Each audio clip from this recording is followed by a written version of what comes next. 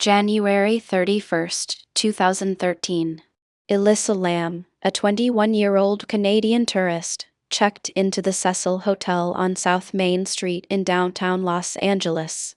She'd been traveling alone, documenting her trip on Tumblr. The Cecil wasn't a luxury destination, it was a budget hotel in a neighborhood of pawn shops and bail bond offices, the kind of place where the lobby smells like old carpet and fluorescent hum. On February 13th, hotel staff received complaints about low water pressure. When maintenance climbed to the roof, they found Elisa's body floating in a 1,000-gallon water tank. She'd been missing for 19 days. No signs of trauma. No evidence of forced entry to the roof. The coroner ruled it accidental drowning.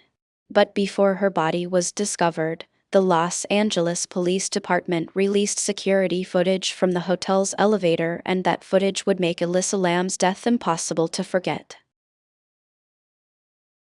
The elevator footage showed Elisa on February 13th, hours before she was found. She pressed buttons, some lit, some didn't. She peeked into the hallway, then retreated. She gestured outside the frame toward something or someone. Her movements seemed erratic, purposeful in a way that didn't match the drowning narrative. Within days, the video went viral on Reddit and 4chan. Users began constructing theories in real time. Mental health advocates noted Elisa had bipolar Roman II disorder and had been on a medication adjustment. True crime forums filled with speculation. Was someone chasing her? Was she on drugs? Hotel residents claimed they'd heard screams. The LAPD faced immediate pressure not just to solve the case, but to explain the footage. The investigation tightened as rumors began to argue publicly with the official story. Detectives released statements. Bloggers released counter-statements. The Cecil Hotel's management went silent. Here's the detail that haunts the case. Before Elisa's death, the Cecil Hotel had another missing person. Rebecca Flores vanished in 1992, then was found dead in another water tank at a different LA hotel. The coincidence seemed too perfect to ignore. Online investigators began connecting dots between cases decades apart. They named suspects without evidence. They accused the hotel's staff. They claimed the LAPD was covering something up. But here's what gets strange. Sometimes the strangest part isn't what happened, it's what people needed to be true.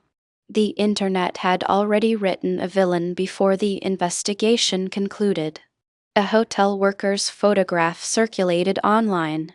He wasn't charged, never named as a suspect, but his face became synonymous with the case. Years later, that man would still be receiving harassment based on a theory that never materialized. The power of a viral narrative had created its own momentum, independent of fact. In 2015, the LAPD closed the case as accidental drowning. The coroner's final report noted no evidence of foul play. Toxicology came back negative for drugs.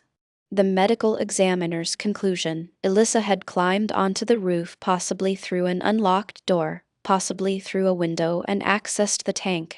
She drowned. That was the official explanation. But alternative narratives persist.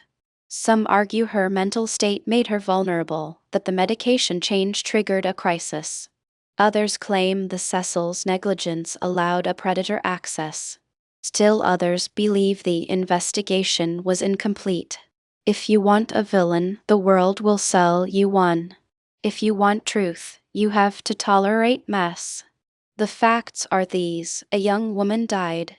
The exact mechanism of her death cannot be definitively proven. The case is closed, but the feeling remains, a residue of incompleteness that no amount of evidence has ever fully dissolved. Endings like this don't close cleanly. They leave you with a feeling that outlasts the facts. The Cecil Hotel still stands. The elevator still operates. Guests still check in, sometimes aware of the history, sometimes not. The internet's theories haven't been resolved, they've just faded from the trending page. We return to that February footage, the same grainy timestamp, the same unanswered gesture. Was Elisa confused? Scared? Searching for a way down? The video offers no resolution, only questions.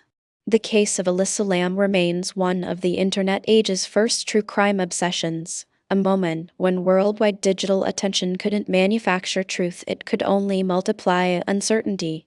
She deserves to be remembered for who she was, not what people needed her death to mean.